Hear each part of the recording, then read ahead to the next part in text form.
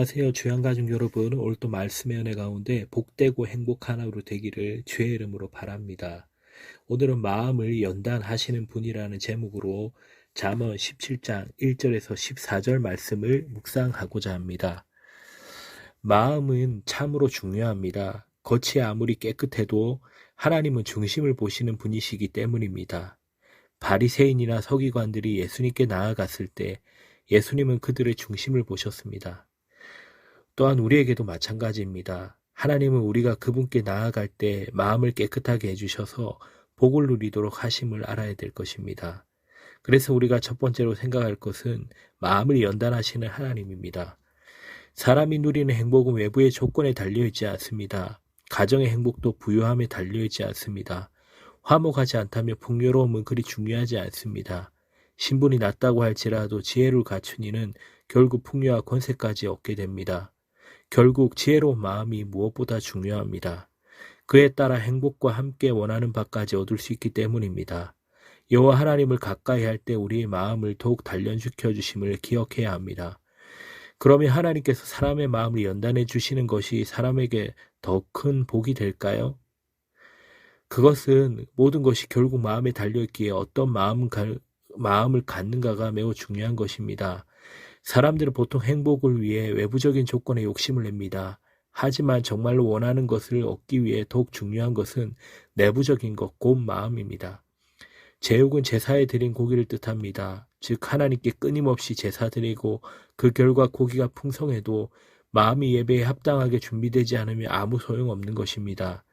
지체 높은 주인의 아들로 태어난다 해도 대책 없이 부끄러운 짓을 하면 지혜로운 종에게 다스림을 받게 된다는 뜻입니다.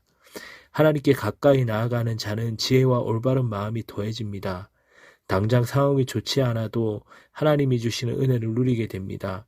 자신의 욕심을 이루기 위한 수단으로 믿음을 사용하지 않도록 주의해야 합니다. 성도라고 하면서 살아가면서 오히려 믿음이 없는 일반 세상 사람들과 똑같은 소망을 가지는 경우가 참 많습니다. 많은 재산과 높이는 지위가 결코 행복을 보장해 주지 않습니다. 비록 겉으로 하나님께 드리는 예배가 끊이지 않고 또 먹을 것이나 쓸 것이 풍족해도 불행할 수 있습니다. 높은 지위에 올라도 무엇이 바른 길인지 말씀에 귀 기울이는 지혜가 없다면 삶을 보장받을 수 없습니다. 그러나 우리 마음이 하나님을 떠나지 않는다면 필요한 지혜와 마음을 준비시켜 주십니다. 두 번째로 우리가 생각할 것은 악한 마음을 따를 때 받는 형벌입니다. 악한 마음을 품으면 그것이 말에 나타나고 결국 나쁜 길로 행하게 됩니다. 그뿐 아니라 더욱더 악한 쪽으로 유혹을 받습니다. 교만은 다른 이웃을 대하는 태도에서 나타납니다. 주님을 가볍게 여기는 자는 가난한 자도 조롱합니다. 하지만 그로 말미암아 형벌을 피할 수 없게 됩니다. 교만하고 마음대로 행하는 일이 한시적으로는 성공적으로 보일지라도 장기적으로 보아서는 결코 그렇지 않습니다.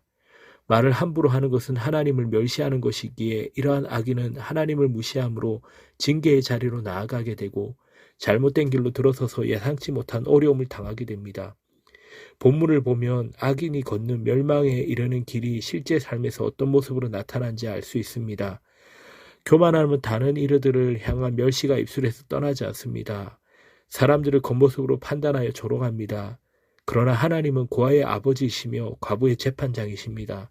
또한 가난한 자들에게 함부로 이야기하는 자를 결코 내버려 두지 않으십니다.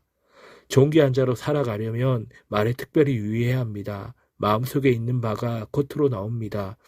10장 19절에서는 입술을 제어하는 자에게는 지혜가 있다고 했습니다. 사람들에게 말하는 태도에 보면 하나님에 대한 태도를 알 수 있습니다. 강한 자 앞에서는 공손한 반면 약한 자 앞에서는 그들이 자신을 행할 힘이 없기에 무리하게 행동하는 사람이 있습니다. 그러나 이러한 모습은 주님을 멸시하는 것입니다. 자신의 신앙을 점검하려면 겉으로 드러나는 경건의 행위가 아니라 마음과 입술에서 나오는 말을 잘 살펴야 합니다. 다른 사람들의 고난을 기뻐한다면 예수님을 닮은 마음이라 할 수 없습니다. 우리에게는 안타까운 마음이 긍휼의 눈물이 있어야 됩니다. 약하고 어려움 당하는 이들을 조롱하는 입술을 버리지 못한다면 진정한 하나님의 백성인지 의심해 보아야 할 것입니다. 세 번째, 마음을 다스리는 일은 매우 중요합니다. 잠언 전반에 걸쳐 지혜와 마음이 중요함을 강조합니다. 겉모습보다 실제 그 중심에 무엇을 품고 있는지를 살펴야 합니다. 당장의 상황보다도 마음에 무엇을 품고 있는지에 따라 앞으로 인생길이 결정됩니다. 또 충고를 들을 수 있습니다. 하지만 자신의 뜻대로만 행하고 하나님을 따르는 바른 길을 거스르려고만 하는 사람은 돌이킬 수 없는 상황을 만나게 됩니다. 그래서 우리는 마음을 다스리지 못하는 미련한 자를 피해야 합니다. 미련한 자는 자신만이 아니라 곁에 있는 이도 재앙을 만나게 하기 때문입니다. 세상에서 뇌물이 큰 힘을 발휘하는 까닭은 마음을 움직이기 때문입니다. 사람들은 마음이 가는 대로 행동합니다. 그러나 이것에는 대가가 따릅니다. 지혜로운 자는 다른 잉여에 대해서는 허물을 덮어주지만 충고에 대해서는 깊이 새깁니다. 그러므로 재앙을 피하고 돕는 이들이 주변에 넘치게 됩니다. 하지만 미련한 사람은 버택에도 안 좋은 이야기를 전하고 어려움을 당해도 자신의 행실을 고칠 줄 모릅니다. 하나님의 뜻이 있어도 자신을 고집하는 모습이 죄인의 특징입니다. 법을 우습게 알고 계속 맞서는 자는 세상에서도 형벌을 받습니다.